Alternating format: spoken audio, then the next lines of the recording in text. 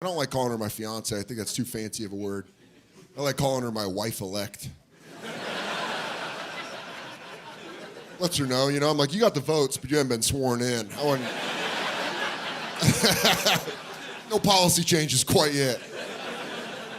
I'm a child of divorce. Clap if you're from a divorced family. Yeah, that sounds about right.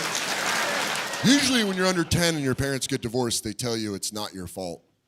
They love to say that. It's not your fault. But that's the please drink responsibly of divorce. You know what I mean? When beer companies are like, drink all night, please drink responsibly in case you fucking kill anybody. That's why parents do it, in case you grow up to be a psycho. And then they're like, I said it wasn't his fault. My parents hated each other. Hated each other. No internet. Went all through me. My mom lived in Denver, my dad lived in San Francisco, and I would travel between the two cities like a little shit-talking messenger. Show up in the Bay Area with a scroll. I bring news from the Rockies. Patricia says you're a drunk. A loser. A liar. Go home 2 weeks later. I told him, Mother. He says, good luck getting child support. I mean, you gotta respect the guy, never paid a dime. Gotta respect the stat line. It's true, never paid her child support. And in the United States, in 1997, the United States enacted the deadbeat dad law, which meant if you didn't pay child support, you were going to jail. My dad died in 1997. Buzzer beater! He Indiana Jonesed her, dude. He slid out and grabbed his hat. He's like, good luck with that big-headed weirdo.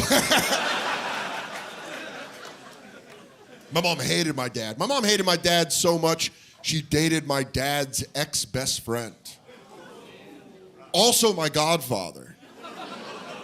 Yeah, it was a little bit of alcoholic Hamlet going on. They used to get shit-faced at dinner and just talk shit about my dad. They'd get blackout and be like, he's a fucking loser. And after a while, you're like, well, he's my dad. Start being like, well, he's pretty good at catch. They're like, how do you know? You're like, damn it. Damn it. I hated my mom's boyfriend, man. He was so mean. He'd get drunk. He'd call me stupid because I'd speak incorrectly. He'd be like, you're a fucking idiot. You're gonna grow up to pump gas. That's what he'd always say.